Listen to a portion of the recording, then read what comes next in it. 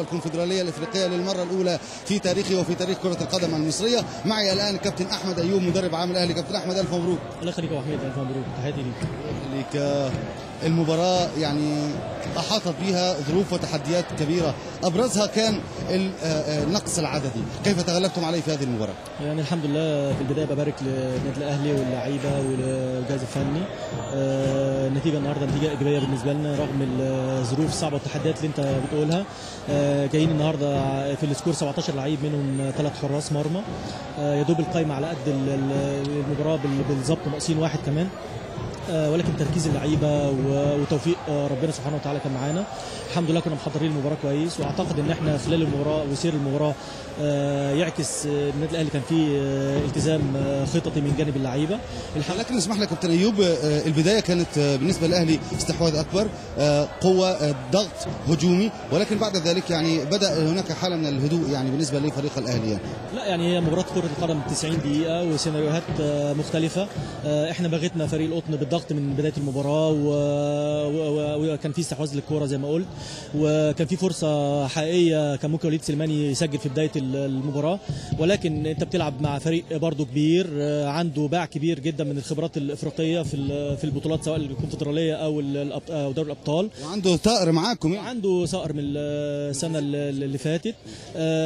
وارد وطبيعي جدا ان المباراه سجال شويه ليك وشويه عليك، ولكن احنا انا اعتقد ان عندنا مباراه جيده جدا وربنا وفقنا وخدنا 3 نقاط. ولكن المباراه الجايه اصعب على ارضك انت. قبل المباراه الثانيه خلينا في المباراه دي، ليه الانفعال من الجهاز الفني على تريزيجيه قبل المباراه بدقائق؟ كان جاريدو قبل نهايه المباراه بدقائق، يعني ليه جاريدو وخرج حسام غالي برضه منفعل؟ تعرف الجمهور ليه؟ الناس كلها شافت اللقطات.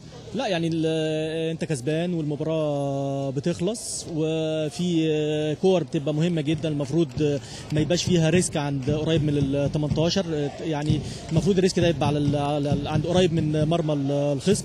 الكره لما تقطع بتيجي هجمه خطره عليك في نهايه المباراه، فده اللي اكيد بيعصب المدرب. ولكن هي كره القدم، يعني وارد لعيب يغلط، وارد ان يبقى في اخطاء خلال المباراه، ده شيء طبيعي جدا. حسام غالي كان منفعل لنفس السبب. انا بقول لك هو الحماس الزايد وانت كسبان بيخلي كل اللي في الملعب مشدود واللي بره مشدود. نفسنا ناخد 3 نقاط عشان تبقى المأمورية سهل علينا شويه هناك. الحمد لله يعني دي حاجات طبيعيه بتحصل في المباراه كره القدم، وربنا يوفق في اللي جاي ان شاء الله. ان شاء الله. شايف ازاي المباراه الجايه باذن الله؟ انا بقول لك هي مباراه صعبه. تعداداتكم ليها ايه؟ يعني هي مباراه اكيد صعبه، الدور قبل النهائي. انت كره القدم فيها كل حاجه، ولكن ثقتنا كبيره في اللعيبه، وان شاء الله هنحضر المباراه بشكل كويس. خلاص المباراه النهارده خلصت، يمكن ادتنا فرصه احسن، ولكن احنا مش هنعتمد على كده. احنا عندنا مباراه هنقاتل فيها عشان نصعد المباراه النهائيه. اخيرا شريف عبد الفضيل اصبح جاهز؟ طالما لعيب اكيد لعيب جاهز. اصبح جاهز الان لخوض المباريات بعد الاصابه ان شاء الله. النهارده اللي كان موجود في السكور ونزل اخر المباراه اخر 8-9 دقائق، معنى كده انه يقدر يشارك. ان شاء الله يكون ليه حظ الفتره الجايه ان شاء الله. سيبك عشان تروح تحضر الشنطه عشان مسافرين دلوقتي. ان شاء الله.